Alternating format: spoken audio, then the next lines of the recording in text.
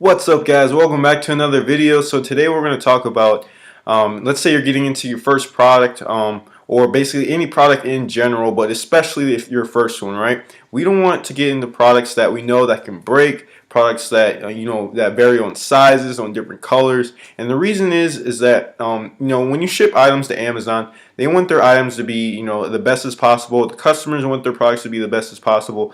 And when you're doing these certain products, that are at risk for breaking or not being the right size, you're risking your reputation on Amazon, and you're risking having a customer write a bad review for you, and you're basically going to cause a lot of problems for yourself in the future. So in this video, we're just going to talk about the things that you guys should avoid. Now the first thing is easily breakable things. So if you guys don't know, if you guys use the Jungle Scout web app, you probably saw this product right here. What was it called? A Bullet whiskey glass. Now if you look on here, the numbers look pretty good, right? Like the numbers look, when you looked on the web app, the numbers look great, but this is a gift item. Was like a novelty item during like Christmas time, whatever, but it looked like it was a great product to get into. However, it was made of glass and it had an actual real bullet in it. Now, of course, just thinking about this and looking at this in general, you got to come at it with common sense. Do you really think you want to send something like this to Amazon? Do you really think that Amazon would accept that? And do you really think that, let's say you order 500 units, that every single one would come, flawless and not broken or cracked at all? So that's the number one thing that you guys got to consider, is easily breakable things, whether it's even if it's porcelain, glass, things that if you don't package them correctly, that will break easily. Because if you guys don't know, a lot of the the mailmen or Amazon employees, they'll probably just throw around your packaging and they won't care at all. So you gotta look out for that. So the second thing that you guys want to look out for is the seasonal products, right?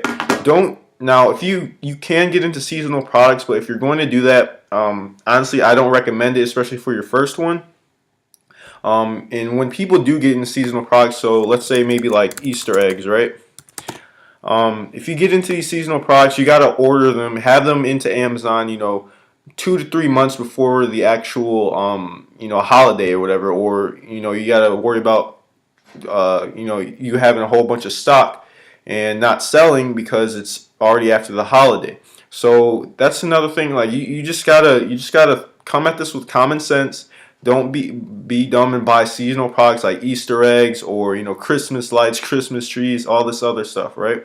And now you can do it, like I said before, but it's not the most ideal thing that you want to do, and you have to get the timing right. And honestly, it's not worth it. Just keep up the grind, keep up trying to find the great, all year round selling product, right? So the third thing that you guys want to avoid is electronics. So now, of course, for your first product, you want it to be the best as possible. Now, the next thing is for electronics. There's tons of stuff that can go wrong with electronics. You buy it, it maybe glitches out, or a wire's not working right, or I don't know, plastic breaks on it. So you got to consider those things too. And a lot of there's just a lot of Chinese products that are cheaply made. You buy them cheap, so there might be something that goes wrong with them really easily. So you also have to consider that. So that includes things like phones. For my first Amazon FBA product, I was thinking about doing headphones, which is, thinking about that now, I feel like I'm retarded. But just avoid anything that has electronic or wires in them. You just don't want to have the hassle of going through that. And then on top of that, those things probably have some sort of magnet in them, which also you have to get approval from Amazon for. So avoid that. That is also another thing that I'm going to veer off to, is magnets. So if you guys know about the neodymium magnet, neodymium, I don't know how to pronounce it. But these magnets, this was a good product on the web app too. Like the numbers were good, but Amazon, it said it was a restricted product. You can't sell individual magnets on the marketplace. It is a hazard. It's a safety hazard for kids, and for affecting other products when you ship it over. And when you ship it over from the supplier, you have to get like approval or whatever for the customs checking or something like that. So generally, just avoid anything that has magnets in them, whether it comes to individual magnets or electronics or toys.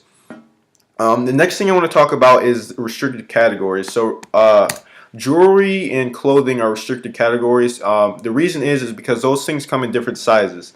And jewelry pieces, they come in different sizes as well. Clothing and all these different variations. And I think the main reason why they're restricted is because it's very hard to deal with.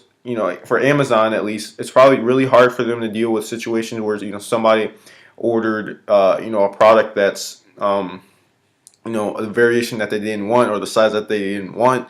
It's just really complicated. And getting into jewelry and clothing in general, it's kind of really hard to do in 2018 because everybody's trying to do clothing, and jewelry is just something that's it's probably on the same spectrum as well with the whole clothing line and trend. So definitely clothing is something that you want to do if you have your own personal brand. Maybe off of Amazon, maybe if you have a YouTube channel or something like that. But generally on Amazon, there's too much competition for it, and it's really not something that you want to jump into because there's a lot of problems that can arise with that. So we're going to go into the next thing is items with batteries. That applies also to the electronics part too. You can't ship batteries to Amazon. Well, you can, but you have to go through a whole entire review process of the product, and you have to send them over these forms. And basically it's a whole headache, right? Now down the road, when you guys get your products in, you start doing different products. Maybe you have the time to be able to do this, but again, with batteries, that arises new problems. The risk of a battery exploding, or you getting a bad review, a battery not working.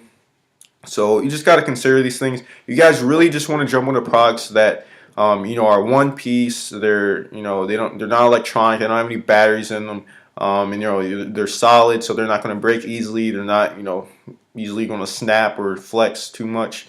So yeah. So on to the next thing is Google Patents, right? So you guys have probably seen many products on Amazon that are they've probably had really good numbers on the web app, right? But you're probably like, oh, it's probably too good to be true. And a lot of times that may be the case. So the best way to check your product before you actually contact your suppliers, or before you actually order them, make sure you guys go over to Google Patents. It's really easy to see if a product is patented or not. It saved me a couple times before I was actually going to get into a product. Now I know it's probably heartbreaking. You find that amazing product making like $50,000 a month, and then you go over to Google Patents, find out it's patented. It happens, guys. So just make sure you go over to Google Patents real quick. Sorry, my dog is literally like, she see me talking to the computer, and she's like, who are you talking to? You should be talking to me. So Google Patents. Yep, all you have to do is go to this website, googlepatents.com or something like that, and then click over here, and then you just enter the keywords of the product that you're interested in getting into. So if you guys don't know, I was going to do this product. What was it called? Car tray or something like that. Car tray table. Let me see. Travel tray, that's what it was. Yeah, I was going to get into the travel tray, right? And of course, this product was actually patented when I went to go looking. The numbers were amazing for this thing. Like, people were making $20,000 a month just off of like 10 reviews. And it was absolutely amazing. But I went on Google Patents, and it was patented, so I couldn't do it. Now you're probably wondering, oh, there's a whole bunch of other people on Amazon that are doing these products as well, so why can't I do it?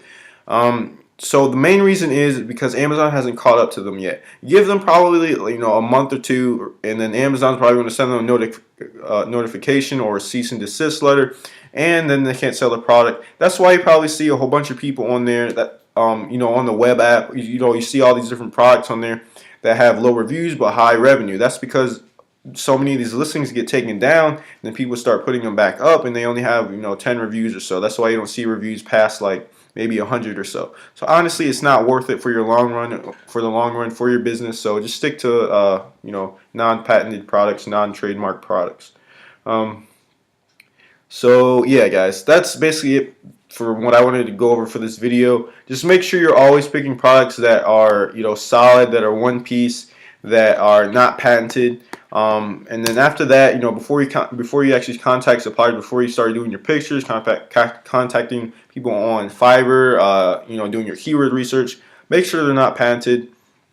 Just make sure that they don't have any batteries in them. You know, they're not easily breakable. And yeah, guys, hopefully you enjoyed this video. Hopefully you guys got something out of that. When you guys get into Amazon FBA, especially if you're starting your first product, try not to get into anything that's gonna you know, break easy or cause you a lot of problems in the beginning. Because that is a big mistake that a lot of people make for their first product. I didn't make that mistake for my first product because I was worried that I was conscious of that mistake, so I didn't want to make it. But yeah, so hopefully you enjoyed. Hopefully you guys get something out of this. Make sure you leave a like down below. Make sure you comment. Make sure you guys subscribe, and tell me what you guys want to see next. I don't have like a ton of video ideas that I want to do, but tomorrow I will be dropping a Amazon review or Amazon update for my product, for you know, what it's doing now, and you know, how it's about to come in. It should be in tomorrow, I believe. And yeah, so I already have everything set up for it, so it should be ready to go. And I'm going to tell you guys and show you guys the whole process and step by step of what I'm going to do next to start launching the product. So hopefully you guys enjoyed this video, and I'll see you guys next time. Peace.